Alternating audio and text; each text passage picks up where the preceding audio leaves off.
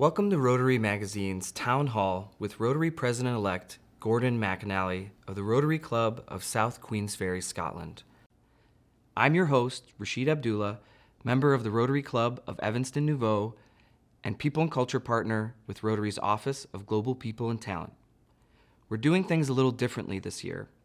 To help Rotary members get to know their next leader, we asked them over social media what they wanted to know. Not surprisingly, we received lots of responses from all over the world. So Rotary, we're putting your questions directly to our president-elect. Gordon, welcome. Thank you very much. It's a great pleasure to be here, and I look forward to hearing the questions. Before we get to the questions from Rotary members, I'd like to ask you to start off by introducing yourself and talking a bit about your history with Rotary. Yeah, well, as you've already heard, my name is Gordon McInally, and I am from Scotland. Despite the lack of an accent, I am Scottish, and very proud of that fact. But I'm a member of the Rotary Club of South Queensferry. I joined when I was 26, back in 1984, so it's a long time ago. And during that period, I've grown to love Rotary more and more. I've had the opportunity to serve Rotary in many places, a great deal of the time in Africa, but many other places besides. And as you might expect, I am passionate about Rotary and passionate about what Rotary can achieve and has already achieved. Reading the first group of questions from our online Rotary community will be Rotary Magazine's senior writer, Diana Schoberg.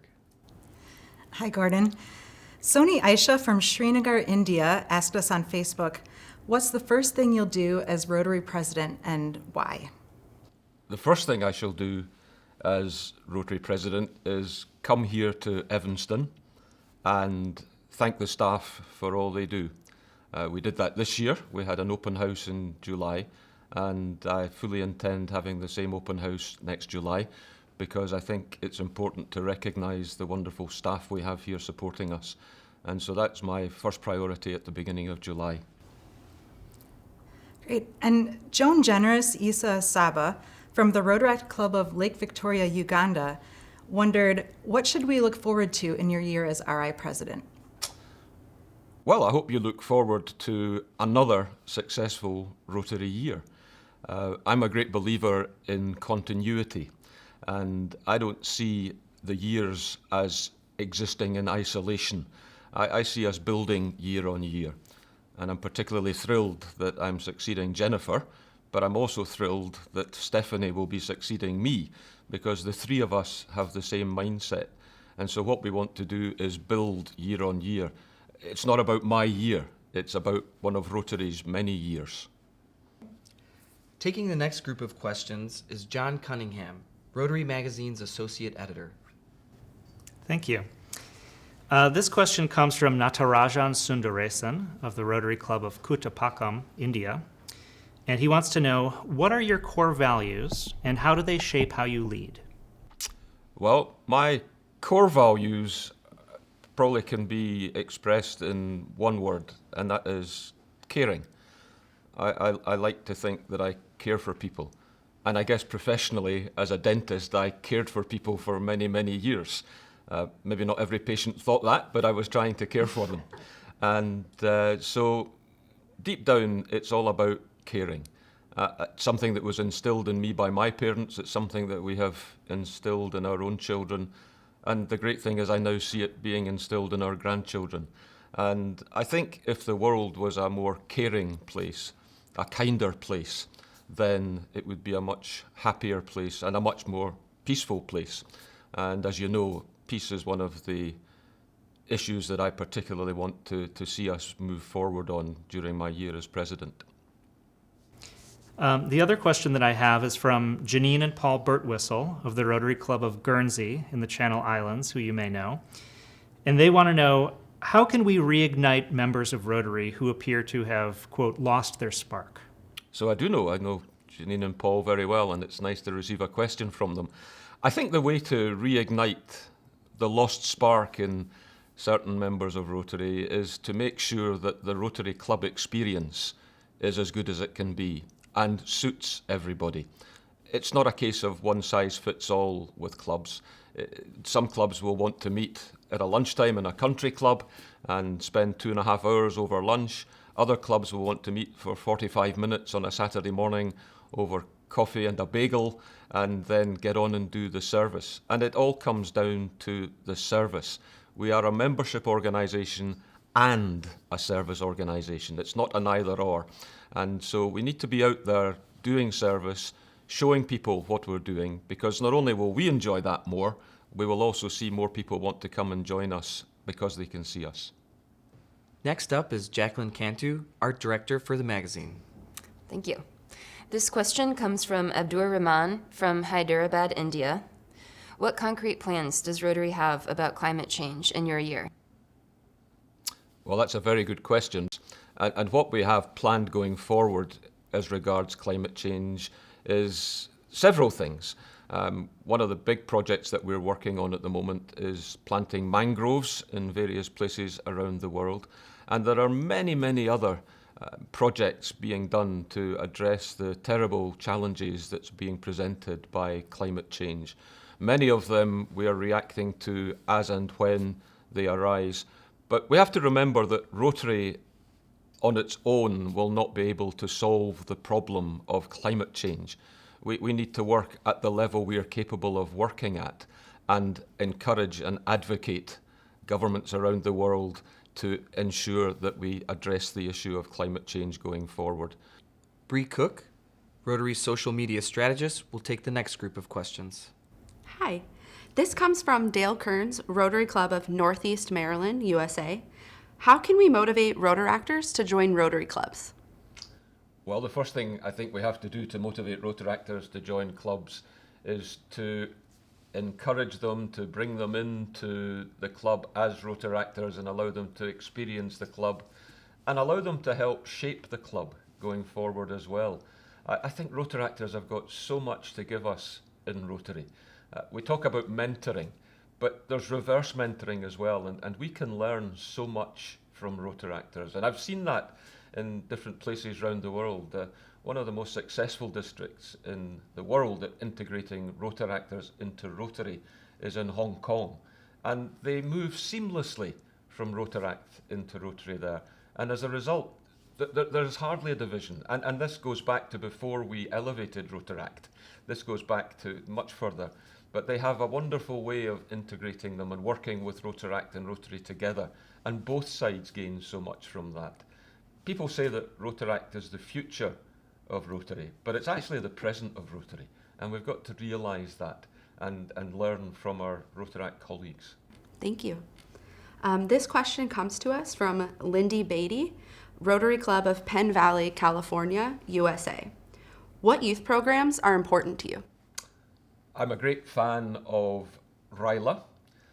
We have seen very successful RILAs in our part of the world. And if you take a high school student with potential and take them to a RILA experience, the change in these young people that can take place is amazing. And sometimes the quiet, introverted young student who goes to a RILA experience, by the end of it, have just found themselves and are blossoming. And I think it's important we send people with potential to the RILA experience, not the high flyers, because they're going to fly high anyway. It's the people we have the potential to develop. But I'm also a great believer in youth exchange. I'm delighted that we are now in a position to reignite the youth exchange program. And just over the past few weeks, I've seen young people flying all around the world for what will be a life-changing experience. And that comes back to the whole issue of creating a more peaceful world. Because if we can take young people and let them meet other young people and live in other cultures for a year, then we realise that basically we're all the same people. And there is no need for conflict because we're all trying to pull in the same direction and we all desire the same thing. Arnie Grawl is Rotary's senior digital editor. He'll ask our next question. This question comes from Marissa De Luna of the Rotary Club of Sweetwater, San Diego. Rotary keeps creating new partnerships and launching new projects. How can we ensure continuity? In terms of how do we ensure continuity, when I talk about continuity, I don't just mean doing the same old things year after year after year. What I mean when I talk about continuity is a process of continually moving forward, continually improving. And to continually move forward and improve, then we need to be looking at different projects and at different initiatives. Because at any given time, there are different needs and different demands being placed on us. So I don't think the two are mutually exclusive. I think we can be part of new projects and we can look at doing new things, but we can still be practicing continuity in that we're taking it forward in the long term and not rushing to conclude things in the space of any one term. Reading our final group of questions is Rotary Magazine Managing Editor Jason Kaiser. Thank you. This question comes from Claudia Arizmendi of the Rotary Club of Hermosillo, Milenio in Mexico. Claudia writes, imagine Rotary 10 years from now. What is one thing that needs to change and one thing that ought to stay the same? Well, I'll start by answering the second question first. And that is, I believe our core values have to stay the same. And that is essential. They are non-negotiable. But I think what has to change and what I would like to see change over the next 10 years is the club experience. I'm on record as saying that I would like to see Rotary exist everywhere in a style to suit everyone who wants to be a part of us. And that comes back to having different styles of Rotary clubs. And I'm a great advocate of the new club initiatives that we're seeing in North America, but now also spreading around the world, where we have different types of clubs. We have cause-based clubs for people who are passionate about a particular cause. We have e-clubs for those who would rather practice their Rotary online. And we have traditional clubs. We call them legacy clubs. There are a lot of people who want to be part of that. And then we have other styles of clubs. We have twilight clubs, we have breakfast clubs, we have clubs that are based around families. And so over the next 10 years, that is something I would like to see really develop and grow within Rotary, is the idea that we have Rotary in every place in a style to suit everyone. Great, thank you. Claudia's next question. What is the biggest potential you see in Rotary as an organization that has not been fully realized? I think the biggest potential we have is to connect with the volunteers who have appeared as a result of the global pandemic. We saw a great increase in volunteerism during the pandemic. People suddenly realized how important it was to look after their neighbor. And I think we have a great opportunity, but it will pass, a great opportunity to connect with those people and encourage them to carry on volunteering through Rotary, because it's in everybody's nature. I do believe it's in everybody's nature to care for other people. Some people hide it a bit deeper, but it is in everybody's nature. And if we can bring that out of people, and if we can build on the spirit of care that we saw during the pandemic, what a wonderful legacy, for one thing, for the pandemic.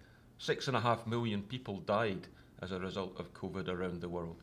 And so they must not die in vain. And if we can connect with the people who reignited their spirit of volunteering during that period, then we will have achieved something.